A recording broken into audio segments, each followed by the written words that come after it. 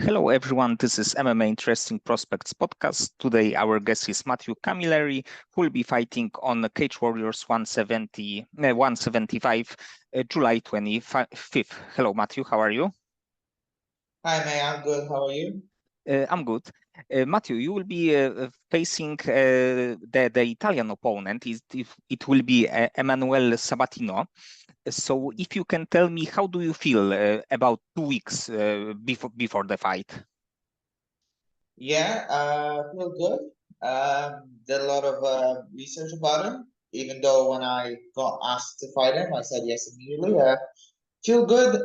Preparation is going well. A good camp. But yeah, feel good. Had a good training session as well today. Interesting to see as well. Had a bit of sports massage and just keep learning. Saw most of his fights, so yeah, I feel confident I'm gonna have a good fight. Actually, it's not gonna be easy, but it's gonna be a good one.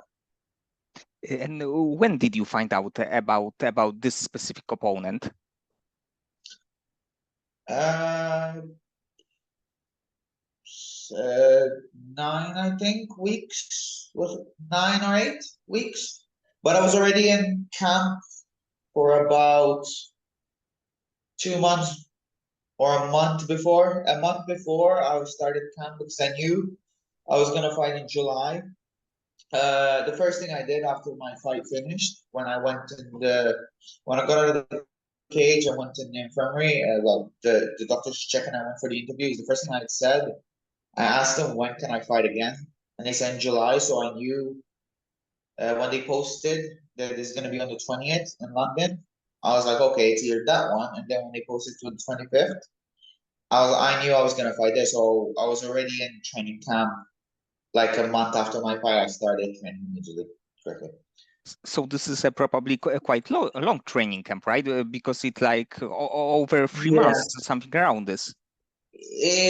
Well, well, I don't know how to say training camp to be honest because I always train monthly. Like after a fight, I don't take much off. The only thing I take is I take like 2 weeks or 3 weeks off hard sparring. But I grapple hard, I train hard, I train 3 times a day, even when I'm off, minimum 2 times a day. Um, MMA and strength and conditioning, MMA grappling, strength and conditioning every time. So there's no rest in a way. And when I go back home to see my family, I still train over there as well. The only 2 weeks that I had free was when I got my new tattoo done, but I still did strength and conditioning. So I'm always training 100%, but I started sparring like a month after my fight, I started sparring immediately.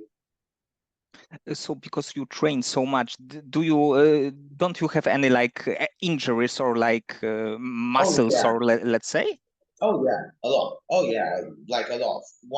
Like sometimes I might be going amazing, and then next week, or yeah, the next week, for example, I'll be tired and I get injured, and then heal in a week or two, come back again. That something might happen, but I try to keep myself like sports massage just keeps me going, gets me there. My my food is always getting me still I still try to eat certain things to keep me inflammation low. I do saunas every day. I do some ice baths sometimes, but more heat to get my recovery quick every day. Plus heat acclimatization for obviously the weight cut because I learned my lesson. So I do it every day. More recovery faster, sleep minimum 7 hours minimum, but even though I train a lot, I do my nutrition is great to recover, and my recovery session, which is sports massage and saunas, are pretty good. So I try to keep myself as much as I can, but I'm not a robot at the end of the day. I'm just a human being that gets muscle soreness every time. I slow down, and sometimes I get a bad training session because I feel slow, but all of a sudden my body comes back. So, but I can't complain. This is what I do. So, and it's what I sign up for. Sometimes I'm too stubborn from on myself. So. And what do you know about the opponent? Like, did you have any chance to watch any of his fights or like study his style? Yes. Oh yeah. Immediately when I said when I saw who he is, I didn't know who he is, and then I saw fight, and then I said immediately I said yeah. Well, I said yeah even when they said the name because I want to fight, and I don't care who it is. And but then I watched his fight. I watched when he won multiple times, and I watched when he lost as well. So I want to see what he does, what he struggled with, what does he do good. So I have a bit of a good understanding what he does. I saw different styles of his, the when he lost and when he won. And then I saw something that he faced my style, how he went to get with it. Because when he was winning his last, I saw his last fight, and I thought he was one thing, and then I saw where he lost, and I saw who he lost against, and I was like, that's kind of my style. So and I was both ways, and I was like, okay, so he can do this, he can do this, he can do this. This is what I need to expect. I need to expect the best. So yeah, I kind of get it. But on the fight of the night, I know one thing he's gonna do against me 100% for sure, because sometimes I do it too, and that's what I do against what I specifically do. So, but other than that, striking I think striking is not gonna be as his last fight. So he won't utilize as much kicks. If he does, I'm ready. Well, if he does, I'm okay with it. If he doesn't, I know it's going to be a different fight. And I think he'll be going back. Usually they're always the same. When they fight against me, they're very similar. Everybody fights very similar, unless they have some wrestling background or they're confident when they go down on the ground, they can grapple with me. But unfortunately, there's not much people that I've met around. And when I met someone that can grapple with me, ended losing in a kind of an MMA grappling match. Actually, your style is not usually seen on British scene, on overall European scene, because we are like heavy grappler type, heavy wrestling type. So I think that in the cage warriors, not many people can fight against successfully fight against this kind of style, this like grueling, smothering type of wrestling, grappling, submissions, ground and pound. So probably for your opponent, this opponent and next opponents, they have to be focused on this part of the game. Yeah, I think everybody that fights me, if lightweight division is a bit different. I think if I was still in the featherweight division, which I'm trying to, maybe in the future, it's gonna be hard, but I will try. Featherweight division, I know 100% for a fact that everybody doesn't want to go to the ground with me because I wasn't a small featherweight. Even though I was short, I was big. But at one point, I was a bit bigger than the rest. And everybody knows my accolades when they saw me grapple with in grappling tournaments in MMA and everything. They know my grappling is one of the top, and plus I'm heavier and stronger than them. In lightweight, they know my wrestling is, I think, technical, and my grappling is technical as well. But might be the weight difference. Maybe they think they might be stronger than me. Can be, to be honest. I met lightweights that are way more bigger than me, taller, bigger. Everybody's taller than me at the moment. I'm just at 5'7" and a half. My last two opponents that I had was 6'4", 5'10", and this one is 6'1". Um, it's a good thing I can go underneath, but then it brings that even though I get big, I don't cut much weight to come in this fight in this category. So that's why I want to go back to feather. But I think people with striking ability always are going to do the same. They're going to back off, back off, back off, and then they start um, countering me, going quickly back, and maybe a flying knee, maybe an uppercut, maybe, or then make me tire out sometimes, which can be a good tactic. But then my style is it's grinding, so it's like more I make you tired instead of you getting tired, unless you do something different. I don't know. I mean, there's loads of things I can do against myself, but then they have striking ability, so I know I think some of them I think I know what they do. But then when we grapple in there, it's different when you see it on TV. because you think, oh yeah, he's not doing right, he can do this. But when you get in and you feel the difference of strength, I think that's where you kind of utilize, like, even my idea. I don't know how my opponent is strong. He looks strong. I don't know how he's gonna feel until I get there and grab him. Once I grab him, I know how he feels. Sabatino overall looks as the really good fighter, overall good fighter, but and you like can't underestimate him because he can like surprise you.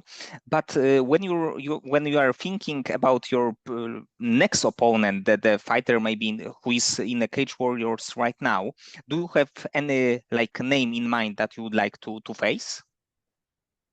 Um, at the moment, no. Obviously, uh, I'm not underestimating him. Actually, Emanuel Sabatino is very good. Yeah, he's running on two winning streak, I think. Yeah, two winning streak. Yeah, yeah. Yeah, he's good. I think he's all well rounded. I think he's gonna be a good one. But yeah, I believe I can beat him. I believe I can beat loads of fighters in cage weight as well, as I said. But next, if I win, well, when I win this, the next fight, I mean, I wanted to fight Adam Shelley, obviously, not because we have anything against I don't have anything against each other. Like, we're here. We didn't even say anything to each other, so I don't have anything personal against him. But I know I can beat him off of that fight. I think I can do way more better. And I think I changed a little bit my strategy coming into the fight. So, but I have a little bit more of an idea. There's a prize fighter coming up. There's the welterweight, I think, next. So that's a good thing. At least it gives me more time to relax. Obviously, there's prize fighter for the lightweight division as well, if I'm not mistaken. If it's there, I would like to get in, obviously, because that will not only get me the 50K or how much it is, but will get me for the belt, and that's what I want to fight. And at the end of the day, two fighters which should be high ranked. I want to fight the high ranked fighters to get my position to get for the belt. So at least from one night I clear two, and then there's only one remaining, which is obviously the champion. But yeah. But honestly, if everything goes how I want, after I beat this guy, I want to fight next year. But with the time that I have, I want to try to go to featherweight again. So I have a good nutritionist with me. Um, I'll do whatever I can financially, but yeah, I'll get a nutritionist with me and see how it goes. I'll get loads of different opinions, and we'll see how it goes. Because if I go to featherweight division, I can guarantee I will get that belt quickly. Overall, Cage Warriors got really good fighters in both divisions. Actually, before this interview, I was searching for the names after this that you can fight against, and in lightweight division, even on this fight card, there is like Mason Jones against Michel Pagani. It's I think that very good fight, UFC veteran against undefeated prospect. So I think that the winner of this fight could be like a very good next opponent for you. And of course they got some like younger guys like James Power, who's undefeated. They got the Bellator veteran Aiden Lee. So I think that there are a lot of guys from lightweight division that you can face. And of course, if you would go to featherweight, they also got very good names in there, like even last time we talked, you mentioned Tobias Harila and Jordan Vucenic. So I think that both Yeah. names would be But they like went up though. John Vucenic went up to lightweight now. That's the thing.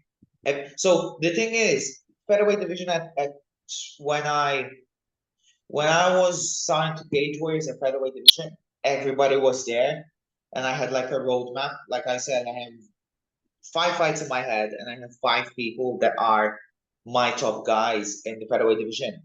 And when I went to lightweight, obviously that went off the books. But then all of them were going to a different division. For example, um, what's his name? Tobias. Tobias went. So Tobias got injured the last time I fought. Not the last time I fought, the one before. So he hasn't fought for long, and Vucenic went up to lightweight. Paul Hughes went up to lightweight, and it's like at one point the featherweight division was more bigger than the lightweight division, but now the lightweight division is kind of compressing itself. To be fair, I forgot about Mason Jones because in my head Mason Jones is still in UFC. I know he came, but I know he's fighting on the same card as me. Um, to be fair, it's a good thing because he's a good name, and to be fair, I always respected him when I came to UK. He was in cage race. He got the double champ status, and then he moved to the UFC and obviously lost, but he fought some great guys. So can't really say anything because he's super good. But I would like to fight. I'd like to see the card that I'm on. When I After I win my fight, I'm gonna literally sit with the crowd because I told everybody I'm gonna be in the crowd, and obviously I'll help my partners out, but I'm gonna be in the crowd and I'm gonna be watching like a spectator because I always love watching fights of people and just seeing what they're doing and how it feels. Because sometimes seeing on camera is one way, but if I'm underneath on the backside and see them close, I can see certain things. Whereas clinching up against the cage, if they're clinching right up to me, I can see the guy pressing in. What's he doing? So for me, it gives me certain ideas, gives me certain things. I can measure the height as well sometimes. Because on camera, they might look big or small. And then when I come face to face, I'm like, oh, they're my height or they're big or small. So yeah, I'm going to be going to enjoy myself on that fight. So it's going to be a free ticket, in my opinion. It's a free ticket going downstairs, being with the people. If it's be like last time, people ask me for some photos and or maybe you'll be with them, but I'm like I'm gonna be with my friends and family, and then if people come in, I'll be like, yeah, sure, we'll stay in the front crowd, watching people and enjoying it, plus cheering my mates. And of course, Cage Warriors, in there are like great talents. So it's not that these are like boring fights, but top level fighters are fighting each other, the best fighters from Europe. So I think that if you like the like picking things and analyzing styles, it's probably a perfect place for you. Yeah. I always, even when I was in FCC, sometimes like they had some like when I was at the end when I was there, the last two, I'd say, the last two fights that I had when I won the championship and then went for the defending belt. There were some good fighters because most of those fighters that I fought in the last show that I fought on FCC, the co-main, so the co-main event and the one before, and I like three fights before me, all those fighters ended up going to Cage Warriors with me. So, and I knew it because every time I watched them, I was like, these guys are great. They can be good. Even though some I was like they're not gonna be and they got in, but the winners mostly they got in. So and like I had Lewis on my card, there was Lewis McGrillen on my card. Who else? Cage. There are three with Cage Warriors. I know for a fact. Sheldon, Aaron. There were loads. There was loads. Connor, obviously. But no, it wasn't on mine. But yeah, even FCC, in my opinion, had like some of the best shows, and then they got caught up to get them on Cage Warriors. So there, but on Cage Warriors, when I see people coming in, I'm like, oh, they were there, we're all together now. So like we all want to be there, so we're kind of climbing up the ladder together, and then obviously from Cage Warriors, we all want to be, as far as I know, in the UFC, unless you do like someone that went some people that go to PFL or whatever. But yeah, my target obviously is in the UFC. I just want to get the belt first though. I don't want to leave Cage Warriors without getting that says this is your golden ticket to the UFC. And actually, PFL created the brand PFL Europe, that there is a like 8-man tournament too in like featherweight, lightweight division. And if they contact you, would you be interested at all? Like would you consider the option on going there for a while? No, It's not because I don't like the brand, it's because, for example, I didn't hear PFL, and I've talked to loads of fighters that were in Bellator, old UFC vets, and we had the same communication. We're like, did you know that there was PFL today? No. How did you find out? And he's like, well, I watched Instagram and like it said post fight. And I was like, did, how can a big brand like that, and Bellator as well, Bellator did the same thing. Bellator had some amazing fights, some amazing guys, amazing fights. And I found out on the, like, putting on the TV with my mates, and they're like, let's see what we have. And they're like, oh, there's Bellator today. Oh, I didn't know that. Who's up? And you see the names. I'm like, I want to see him. Yeah, I'm a fan of his. There's no marketing. It's a bit weird. There's no marketing. The money is there. I know that for a fact. But I like money, but it's not. I don't fight for money. If someone tells me what would you want, money or the belt, I'm like, I want the belt because the belt will give me this, but this doesn't give me this. Maybe, but not really. This will bring you this. Success will get you money. Like that's how I see it. If it's the end of my career, fair enough, but it's not. I always want to have that accolade. So then it's like an investment, in my opinion. People might say I'm dumb for refusing money, but I'll prefer to have that championship and then get the money after that because you at least you have something to prove that you are good. Your value is there. I don't care about following. I really don't believe following should be um accounted for money. Like if you have more following than the other guy, it doesn't mean you have to get paid more. No, the best fighters needs to get paid more, not because you're followed or you're famous. It doesn't matter. Fame doesn't have nothing to do with fighting, in my opinion. But nowadays, it's on the it's on the contract. It's different. If you're more famous, you get more money. If you're a champion, you might get a little bit less, or the same, which is weird. Yes, definitely. Not always that the best fighters are like paid the most. Yeah, but for example, Demetrius Johnson, for example, wasn't paid, and not like the Demetrius wasn't even paid the same as Conor McGregor was at the beginning of his career, which is for me it was a bit weird because how can you not pay the best, one of the best pound for pound fighters in the world, and then you have a contender there? Just pay him what he's due. That's that's one of the best. He's not only a champion, but he's one of the best champions in the world. Like it's weird. John Jones is one of the best guys. Like I think he's the best. He's the best fighter, but I think at the moment, pound for pound, act, active pound for pound. Obviously, in my opinion, is Islam Makhachev. There's no, there's no other one. Obviously, John Jones is a good fight. He's the main man because he did it. Two weight divisions, didn't get beat, never undefeated. That loss never lost. So yeah, I can't wait to be honest to see John Jones back in the cage because I want to see how it will be because of his pack there. If I'm not mistaken, yeah. Yes, but I think that it would be better if he get a chance to fight against Thomas Pinal because I think that Yeah, this is a oh no, no, fight no. too. I would like to see him against Tom Aspinall. No, I don't want to see him against Stipe Miocic. Actually, that's no. I want to see him against Tom Aspinall actually.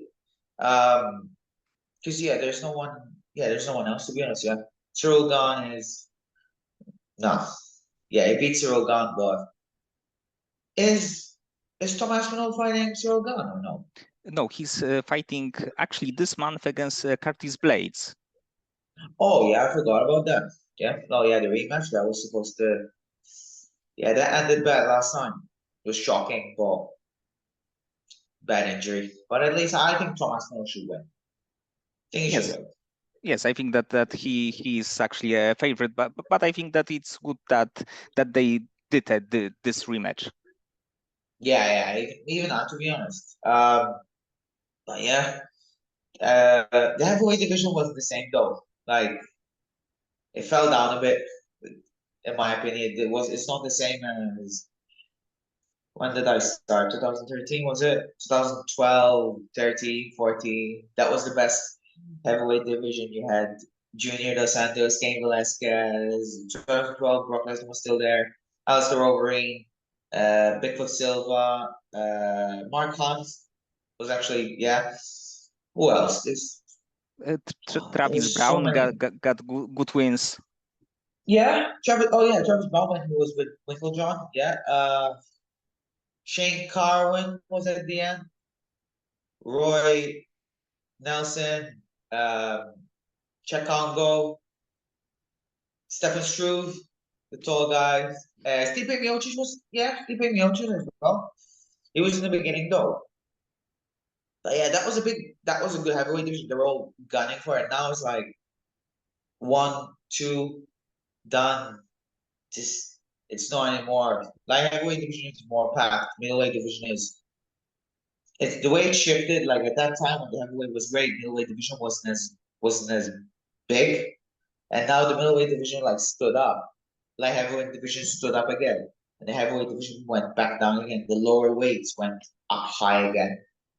It's like lower weight divisions always succeed. Welterweight, lightweights, featherweights, bantamweights, fly. Every single one of them is one of the best. This is actually maybe a reason that UFC decided to let Alex Pereira to go to heavyweight division, because the thing that he did for less than 3 years were something like amazing, and maybe they will get him a chance to fight for the third belt. Yeah, I thought about it because multiple people were saying it, and I was like, he'll be good because he's tall, he's strong. I don't know about his wrestling, obviously, but and his jits, but we'll see. I mean, if he fights Ankalaev and defends the wrestling and beats him, in my opinion, he should do well in the heavyweight division. Um, he has that nuclear warhead in his left hand. It's insane, and now his left kick as well. That last fight was scary. He kicked him down. When I saw it live, I was screaming. He's like, "Stop! Referee, stop it!" He went down, stood there. He's like, "Stop the fight!" What do you want? Is even DC? I think DC was screaming, and I was like, "Stop the fight! He's down. He turned away. He's down. Like, stop the fight!" And then they pulled him up, and I was like, "Man, what a joke! Leave him down. Make him sit, not let him up."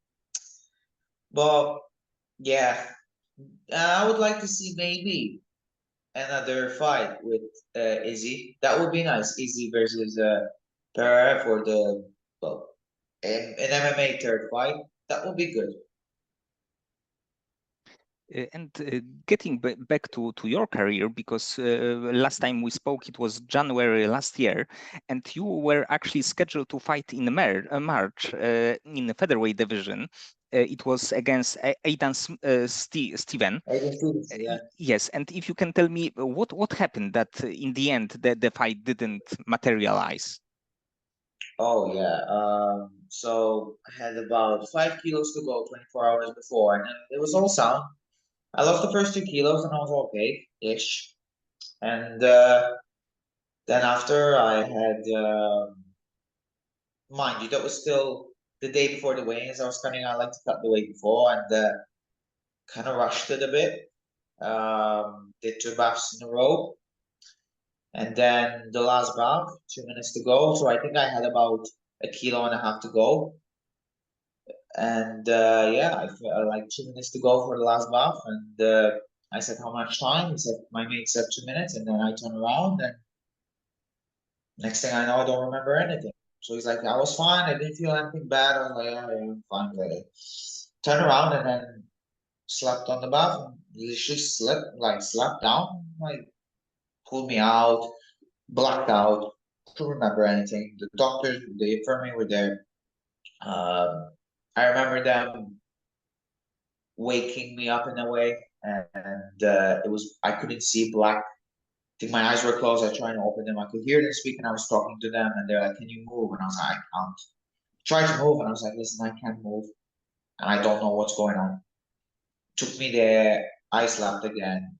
They IV dripped me, and I woke up in the hospital. Um, I was like, "What's going on? Where am I?" And they're like, "You're this." I'm like, "Oh shit, that's bad." So they're like, "There's no damage. Your body just overheated. So no, you were fine. You were okay in a way, but no damage, no anything. So your body just shut down on its own because you overheated it. If you would have let yourself rest with the last bit to go more than 12 hours, you would have been all right. Yeah, 12 hours to go, literally, you would have been okay." And I was like, shit, but too late. And that's the story.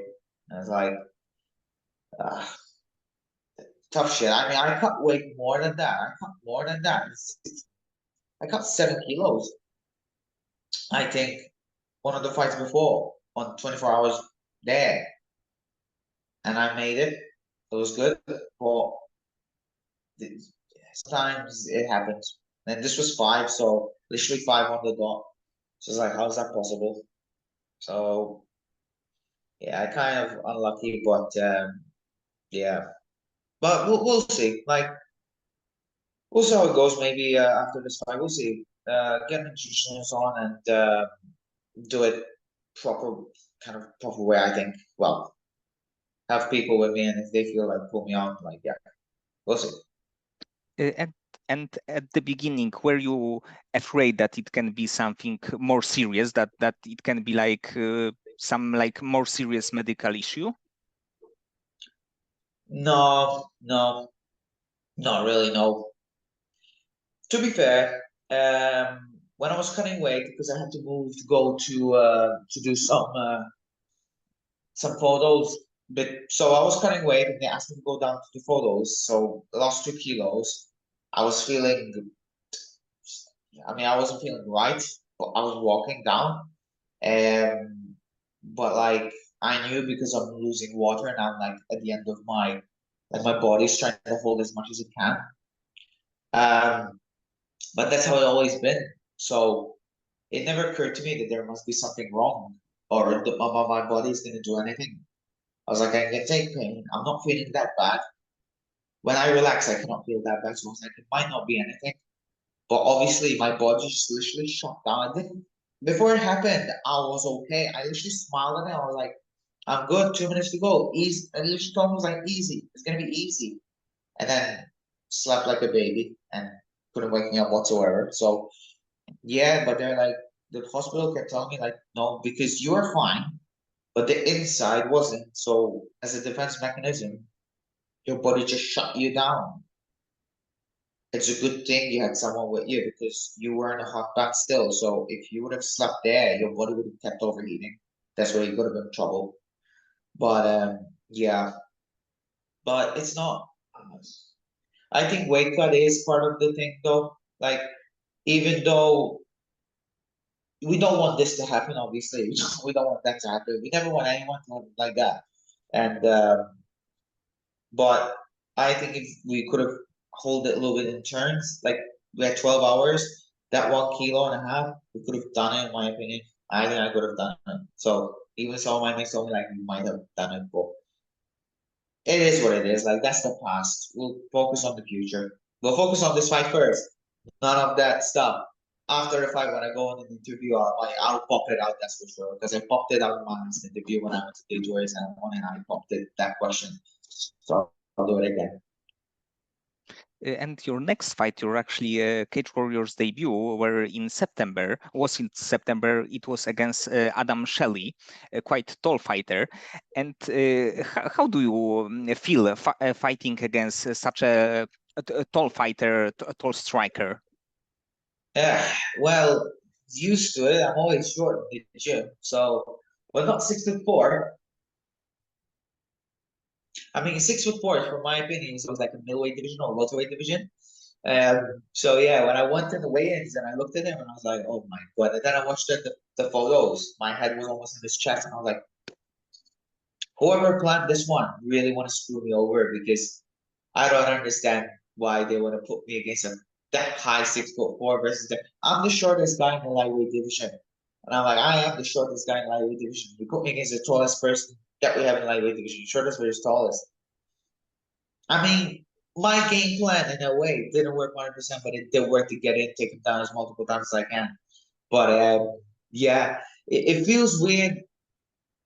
Um, but the only thing that I was a bit confused was he didn't utilize his range enough. So for that, if I have a tall fighter with me that doesn't utilize his length, that's fine by me. I don't mind. If there's a tall guy that utilizes his range properly, if a fighter utilizes his range, in my opinion, that's where he's dangerous. Even if he's short, that's where my opinion is the best one. Whereas he didn't. And then when I went on him, I didn't utilize I didn't put my head in a good position. So we kind of screwed over each other, but then he won. Well, because of the judges gave him that one, and I was like, okay, it is what it is, I guess. And about Shelley fight, when you have a chance to watch this bout, what do you think you could better to get a victory? Oh, I've seen that fight over and over and over again in the and like it just it's like I've done the hard work is done, and then the easy work, all I have to do is push my head up. Like I've done this in my last fight because I knew they're gonna use that against me. Even though I take them down, they're gonna use the same way against me. So I put my head up high. My last fight, I put my head up right behind their chest. Now I have something else in my mind, which is better. I did something in my last fight which kind of did it not planning, but now in camp I've done it more and it works more better for me. But yeah, just put my head up there and just pound his face in, which I should have done. Not worrying about, I thought I worried about control too much. And I was like, those elbows are not affecting me, they're not hurting me, so they shouldn't. And I was thinking down, I'm on top. Like the first round, I thought I won it. And they're like, no, you didn't win it, even though you went 4 minutes, 30 seconds on top of him. And I was like, man, that can't be serious, right? But yeah, like ground and pound him in the face, cut him up the elbow. I know I can do it, even though he's tall, and it will be harder. But all I need to do is push my head right in his chest, starting hitting him even in the body. He'll start to get up, hit him, take him down again.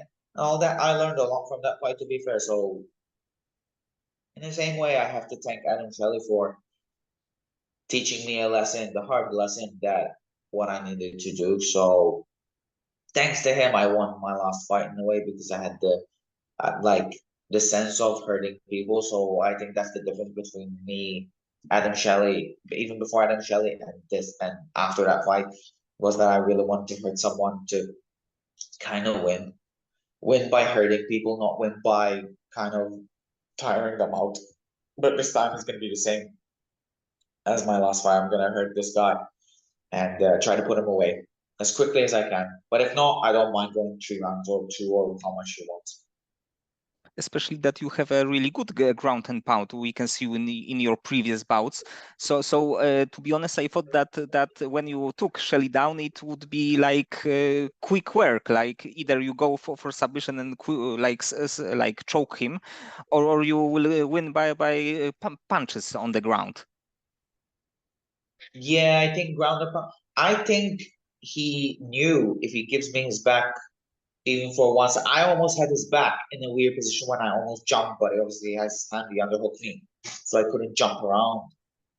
But like I should have, in my opinion, I should have risked it in the last round. If he gives me his back, I will choke him immediately. There's no chance. If he gives me his back, it's over. But he played it very well. He tried to hide his back and try to stay down. I think ground and pound with Adam Shelley would be way easier. Um, if I mean, he'll still keep moving, but I think ground and pound will be more effective because he'd rather have that than giving the back. Because if he knows if he gives me his back, I'm gonna choke him quickly, and I'll tire him out, and he knows he lost it. Um, he proved, in my opinion, he cannot knock me out because he wasn't even trying. If he tries to come in quickly, if he tries to come in, I will take him down easier than I was when he was running away. Um, but yeah, ground and pound, or even even arm submission, I think. Maybe guillotine, maybe, because if he has a long neck, so he can come up to me, maybe try to sweep me, I'll go guillotine on him, but yeah, or I'll try to do something that I love to do, submission that I like to do, but I never done it in a fight.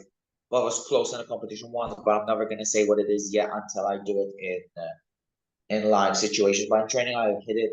There was a camp that I was hitting it multiple times, but we never ended up in that position, so I was a bit disappointed. That'll be the first one. No, I'll be the. I think it was hit twice. No, it was hit once in MMA. I want to be the second one to hit it. Hit the submission. It's nothing special, but when you see it, you won't even know what's going on. If you've never done the submission, you'll think you're in the safest position until you're in and you don't know what to do. If you never had done it before, you won't know the escape because you're there. You think you're safe. You're like, oh, I'm good here.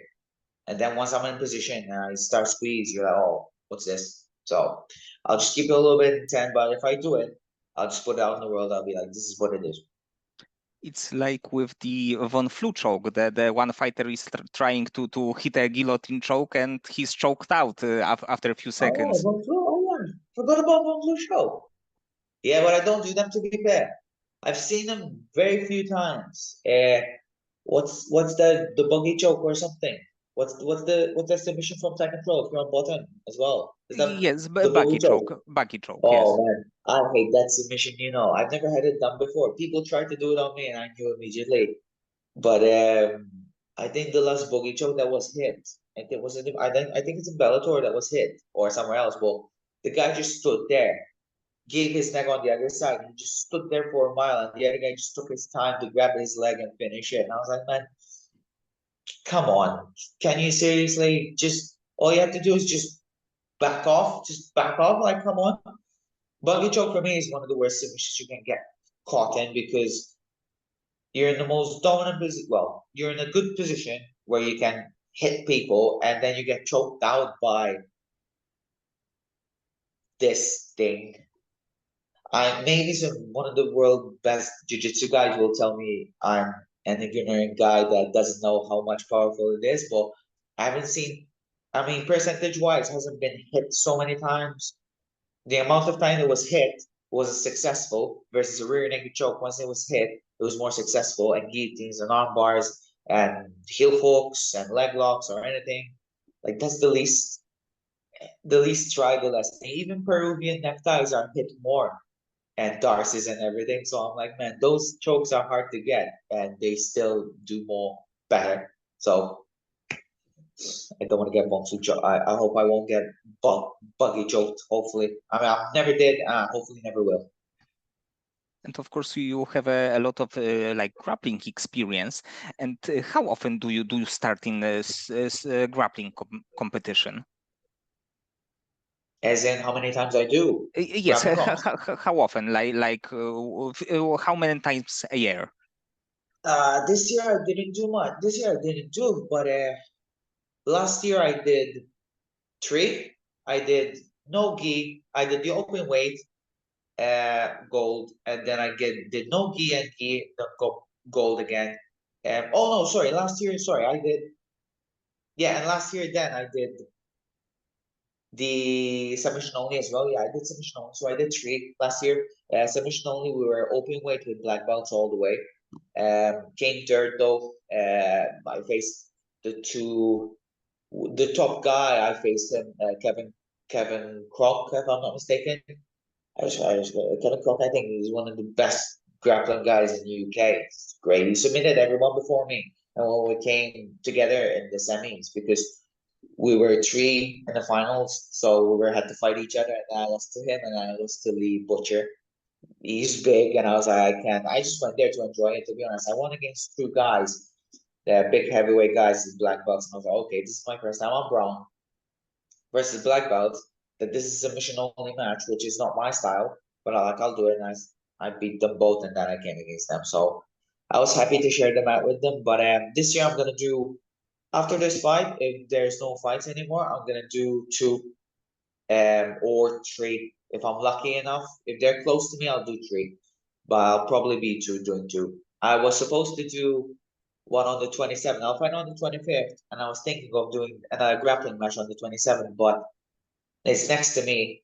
It's in Liverpool, but unfortunately, I don't know how the outcome will be of the 25th. So if I'll be concussed, well, I'm not gonna. Well, hopefully not. I'm not never planning to lose. But if there's an injury or so, I just don't want to go in a grappling match and not even do anything. So I don't want to do it. I'll do it 1 month after.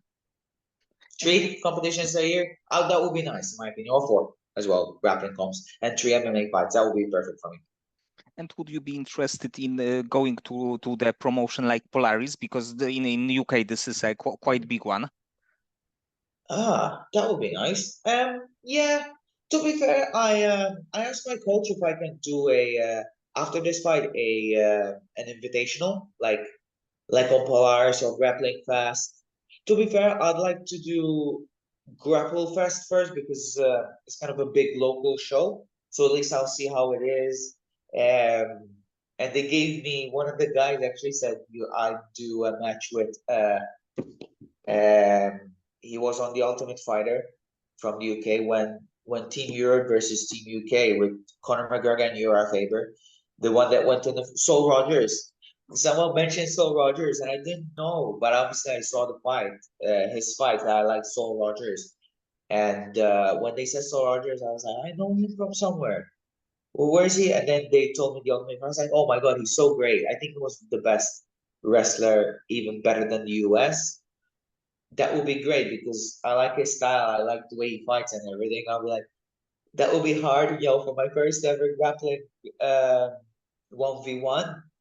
It's okay. I beat Matt Inman anyway in a straight grappling match. Anyways, in the open weight category, I beat him just 2 weeks after I got my brown belt, and he was a black belt for a long time. And then I beat one of his students from SBG Rochester, I think, or black. As far as I'm concerned, something like that.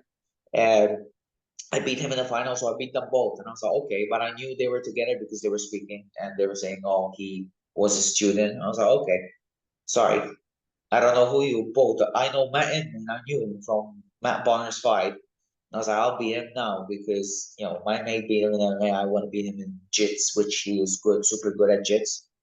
But yeah, I wouldn't mind going to Polaris, but I'd like to have a proper like camp for it, or like a month camp where I don't do MMA, or I do it but I don't spar and I'll do loads of grappling, especially with Matthew Holmes. We have Matthew Holmes is amazing. Aaron Jordan, Paddy, Pimble, obviously. Yeah, like those straight jits guys because they offer different things than MMA fighters. MMA fighters might be tougher, but jits guys they're very pure jits guys are very intelligent. The way they go through is great. I like to play pure jits as well as having fun, but MMA style in my opinion is way more better. I like to use that with the pure jits. Like both together can break. A pure jits guy in my opinion can be broken a bit by bit.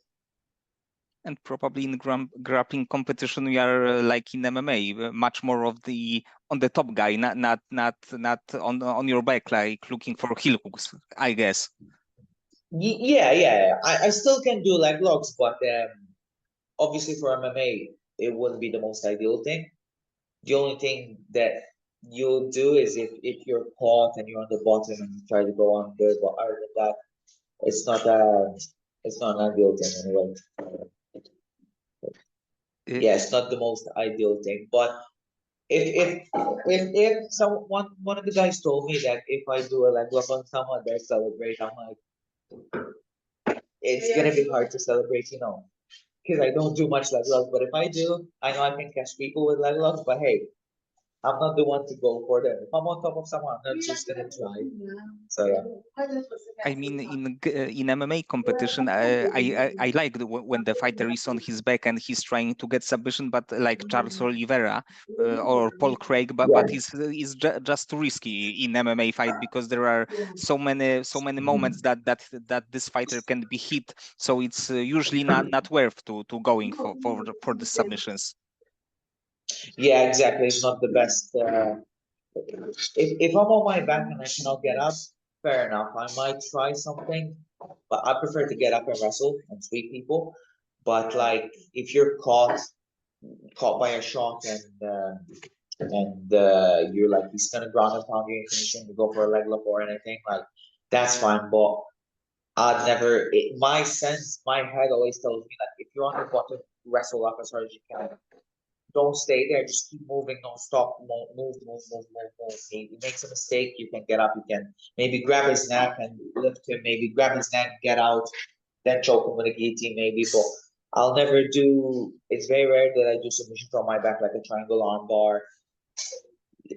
Actually, I do more like, if anything, I'll do more like locks attempts rather than arm bars or triangles, to be honest, from the bottom, which is weird because that's what when I started jits, that's what I always tried to do and failed. Until this day, I'm like, I know how to do it, but that's not my style. I prefer to get up, make them work, to get up and sweep them. I prefer sweeping people, to be fair. And in your last MMA fight, you defeated Nicolo Solinas. It was a second round rear naked choke. And do you feel any relief because you get your first promotional win? The person went, yeah. Not only that, it was two things that like made me very happy is the fact that I won on Cage Warriors first off, because I don't want to just be in Cage Warriors, I want to win.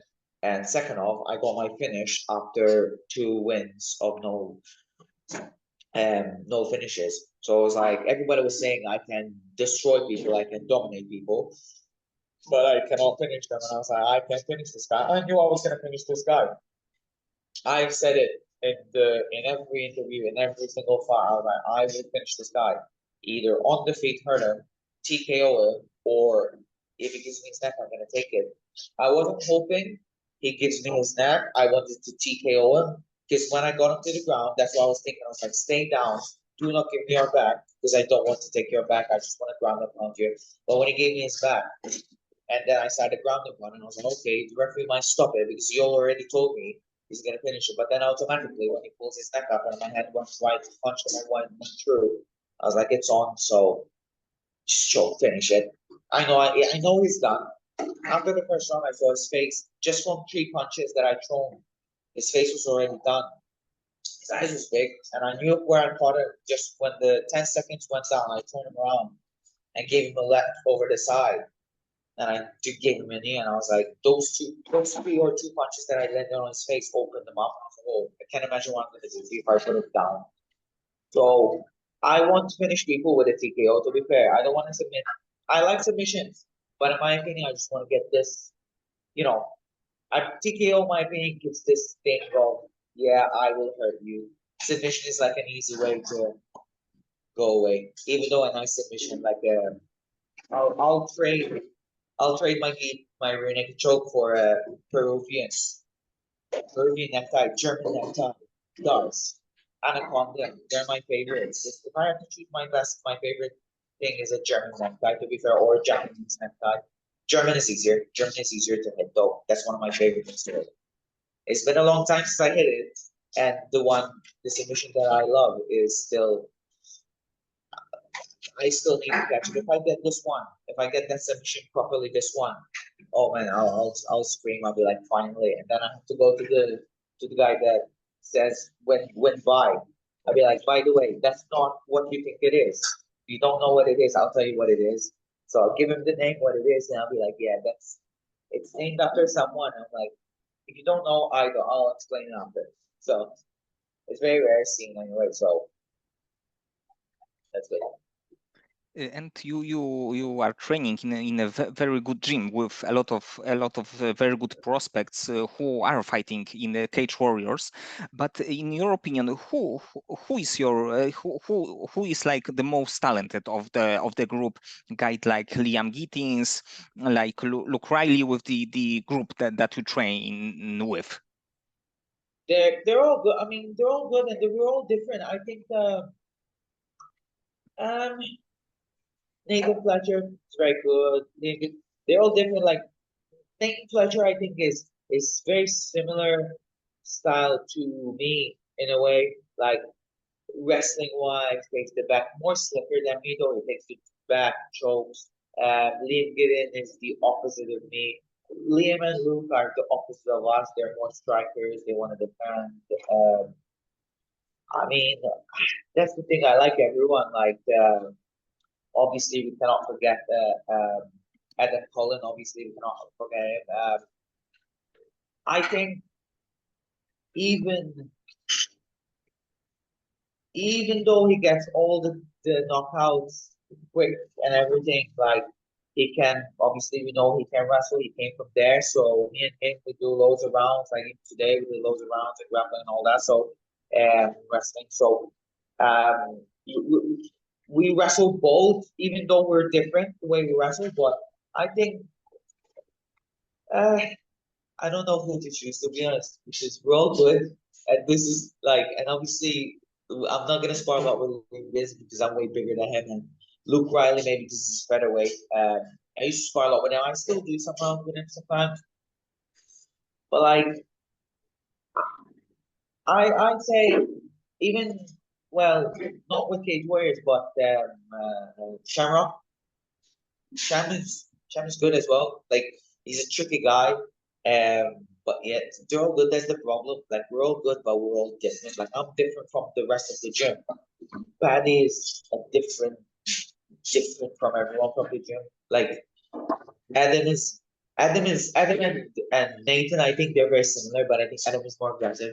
If that is label, Liam Giddens is just pure pressure. I always love to see him fight. I would, but when he did the fight for his belt and when he defended it, watched him live and he was one of my best mates and I always like scream because he fought the day after me. Lincoln's defending his belt the day after me. I fought on the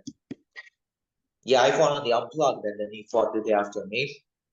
And I was mid Liverpool in Moorfields and I was screaming on my phone midway. Like was it? I think it was 11 screaming in the middle of the and everybody's looking at me like weird. I was like, man, my mate is fighting right now, so I have to stay there and he won.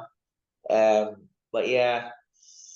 Um I can't say whoever is the best because they're all great. Matt Bonner's great. He's one of my training partners as well. But we always spar with each other, so even middleweight and the lightweight. When I was a featherweight, I used to spar with him as well. So I help him with his wrestling. He helps me. He does things that makes me work harder. Even though he's bigger than me, I still believe I can do certain things with him. But the way that he defends makes me work differently because the way he defends, I have to think more twice, like a chess match, in my opinion.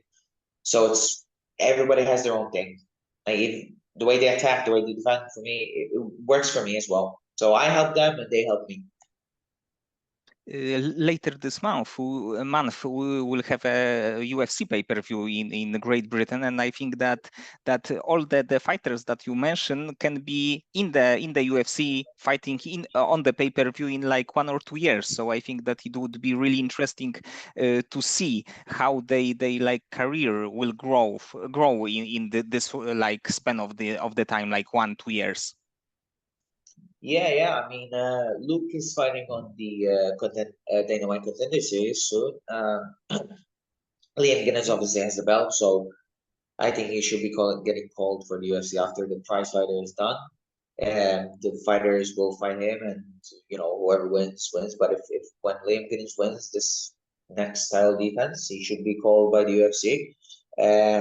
Yeah, Nathan will obviously from the Ultimate Fighter. If you've seen the Ultimate Fighter, you know he lost, but yeah, he'll fight on Cage Warriors again, and he gets the belt. Well, if Liam Guinness go, and then Nathan will come in, take the belt, and then he'll be in UFC as well. So, yeah, Adam Cullen as well will be in UFC soon as well. So, it's like even if I keep winning, it's just there's no like I can be in UFC as well if I can just keep winning and all that. So, yeah, we all can be together, and then we'll see how it goes. Like a gym full of UFC fighters from different weight categories. Well, that gives me a bit of a like nostalgia of when AKA was had all them guys, but all were different weight classes, which was weird because all of them were different weight classes. So yeah, but the difference is we don't have heavyweights here. We always have the smaller. We're beginning from the smaller to the okay.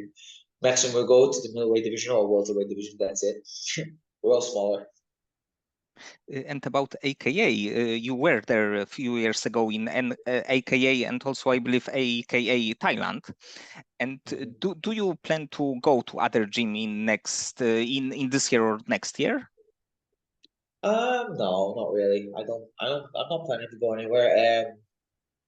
Maybe if I go on a vacation in Thailand, because I always like to go.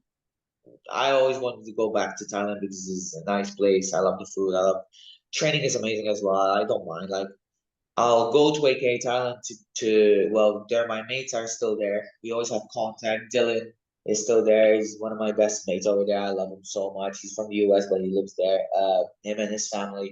Um, the owners of AK, I know them, so they're all my mates. We always speak. I have some contacts with another gym. I forget because they split up and they opened their gym. Nuevo Gym. Yeah, Nuevo Gym. I know the coach there, and he knows me, and we spoke as well. So yeah, but it's not like it's not like camp or anything. It's just like I'm having a. If I'll be there for 2 weeks or 3 weeks of vacation, and maybe 2 weeks, and that I'll go there and train because I cannot be on a vacation and not train. Vacation for me is like not having a fight. I can eat whatever I want, but I can train as much as I want because if I don't train, I will not sit and go side viewing. It's not for me unless it's maybe Formula One. I mean, yeah, next year, hopefully July will be free for me because I want to go to Silverstone. I was meant to go since 2020 to Silverstone. I missed it all the time. And it's a good thing I didn't go this year though, because I honestly would have just cried all over the place. The team that were supposed to win was my team, and instead they binned it, and I was like, shit, McLaren just did it again. We could win 1-2, instead we ended up 3-4. So I would have screamed in the beginning because we were going for it, and then at the midway, no, almost at the end, I was like, are you serious? Are you killing me now? We have the chance to make the best thing again since 2021, and we failed it. And I was like, oh. But I'd like to meet some of the guys in there because I'm a huge Formula One. I'm a huge fan of everyone, even the commentators and Martin Brundle and everyone. For me, is just if I have the chance anytime, I'll go there and I would like to take a photograph and like speak to them because they're my favorites. Every time I hear them, I like to see the drivers. I like the drivers the way they train is very similar to ours, and they have these. Neck training exercises, which I love, but they have this special equipment which we don't.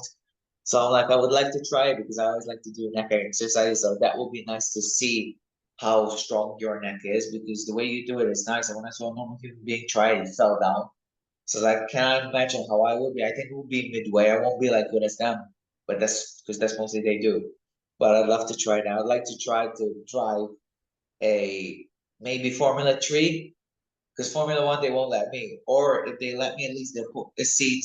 There's a two-seater, so you sit behind or on the sides, and you go in a Formula One car with a Formula One there. He drives you around the circuit. I'll feel the G's and I'll feel the G forces how it's going. So it'll be a nice day. I'll be like, yes, I made this one. And if there, I'd like to go karting one day. There's a karting somewhere in Liverpool.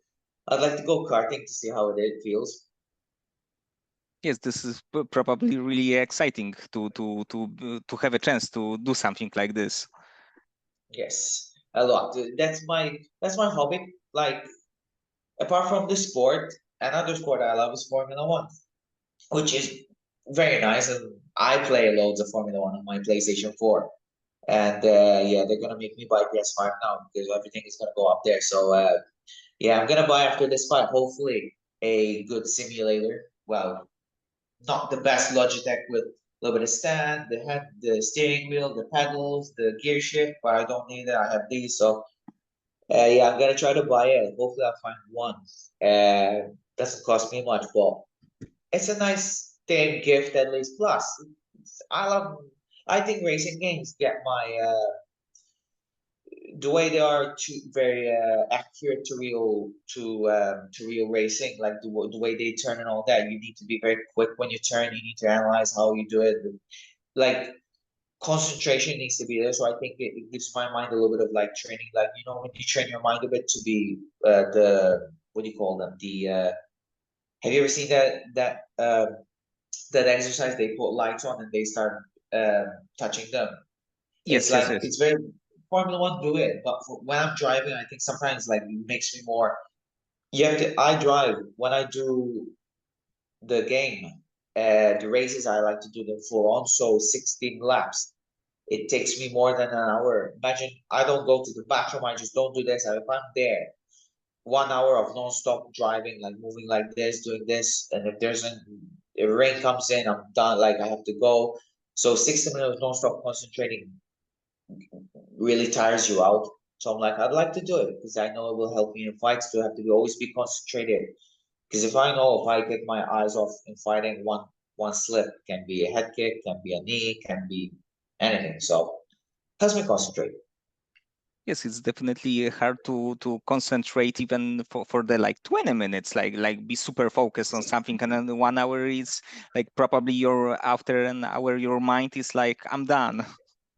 Oh, I do that after a race. I have to like relax. I have to sleep, but I watch TV or something. I will not play anymore. Like that's the only game that after an hour or after a race, I have to switch off. The other games that like shooting or everything is not as bad. Like I can do 4 hours straight or five. But racing is just not. It's just non-stop there. And if you don't have a good car as well, they're non-stop trying to overtake you. So I'm like, oh. And I'm not the cleanest of the drivers as well. The way I defend, sometimes I try to literally cut them off at the end. So if it was reality, the stewards, they'll give me loads of 5-second penalties. They'll literally say, "You're out, you're disqualified." I'm like, oh shit, gotta go. And getting back to MMA, because right now you are fighting in lightweight division, and of course the UFC champion is Islam Makhachev. And do you think that there is a like fighter in the UFC right now from lightweight division who can beat him, who can like challenge him and win the title? Uh, Challenge him, not win. Challenge him, give him a hard time. Armin Sarukian, like the first one, that fight, the first fight, I watched it. Well, that's what I like to watch. That wrestling technique was insane. Um, I think he will be a tough match for him, but I think Islam should win. Other than that, Charles have Charles will not win against him. I mean, even in the I thought that the Arnold European fight was going to be a bit of a more challenging, that Charles might win, but after I saw the final, I was like, there's no way. Islam is more better. So mm, I'm not sure. I mean, Fiziev would lose. Um, what's his name? There's the Polish guy. Mateusz Um, Gamrot. Gamrot. So Gamrot was. Oh, so he beat Arnold Sarukian. He beat him. I saw that was a more better like scrambles in my opinion, more energy wise. Now the thing is, it will be a nice match, but when he fought uh Fiziev, Fiziev got injured. That's how he won, but he was losing the fight. So that's the only problem. I'm not sure he can pose a threat to Islam Makhachev. It will be a good wrestling match though.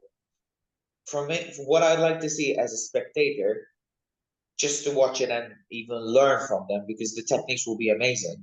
Islam Makhachev versus Arnold Sorokin, which should happen now, and hopefully in the future, Islam Makhachev versus Gamrov, those two. But other than that, there is no.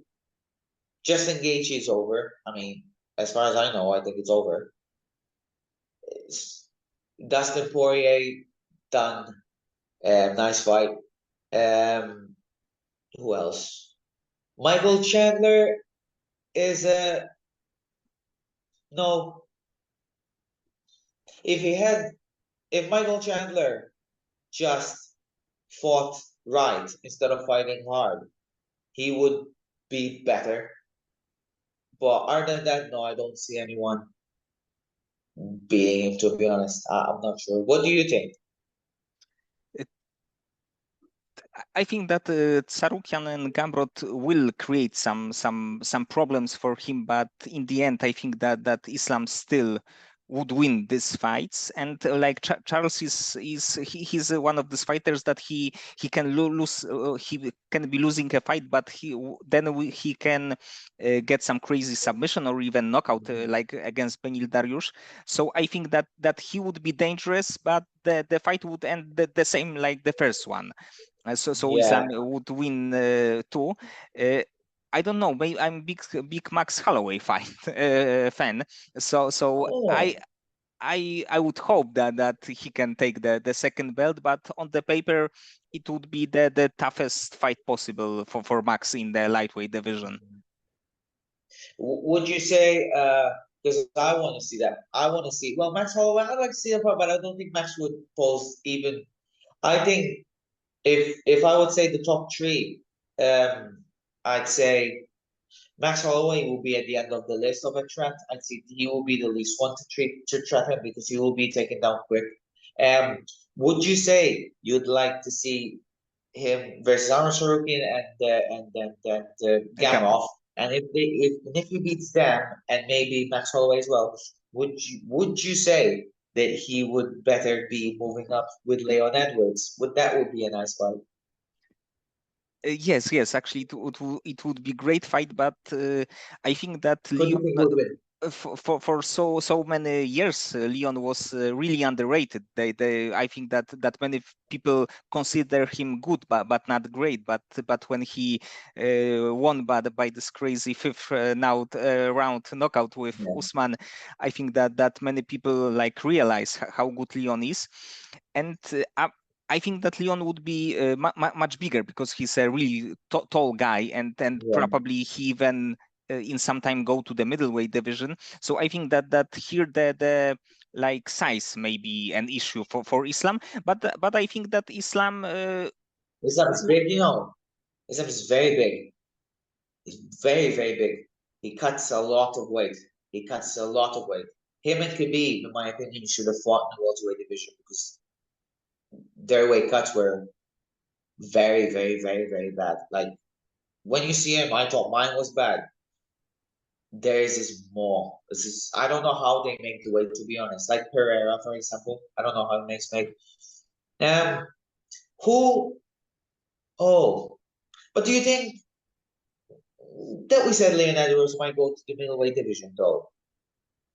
It can't be Dricus. Dricus du Plessis is way way bigger, way stronger. I don't think Leonidas has a chance against Dricus du Plessis because of his because Dricus du Plessis' weird style. yes, I'm not sure. but maybe because like every champion want after defending the belt he wants to go up, like Sean O'Malley wants to Yeah. fight Topuria wants to go up and take Oh. the lightweight belt. So I think that in this case, like this kind of let's say a legacy fight, that I'm a champion in one weight class and I will try to get a second belt, either like they can do it or not. It's still like quite impressive thing to go division up and try to Yeah, yeah, challenge yourself. yeah, a big accomplishment. Whereas me, I'll say straight away, I'm like, I'll never go up. I'll never do any weight classes. I'm like, that's mine and that's it. I just want to be known as my division as mine. This is just I moved up to lightweight because I needed to. If I never needed to, I would have said I'll never move up in the lightweight division or I'll never go down to a bantamweight division. I'll stay where I am, featherweight division, and that's it. But yeah, but on the present subject, I think Islam Makhachev cannot be beaten present at the present challenges. I don't think he challenged. Yes, beaten. No, not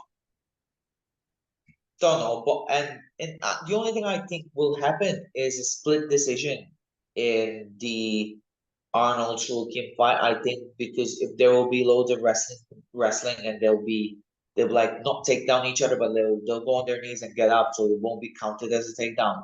I think that will be the definition of who did the most thing. But I still think that Islam Makhachev will take him at the end. like down.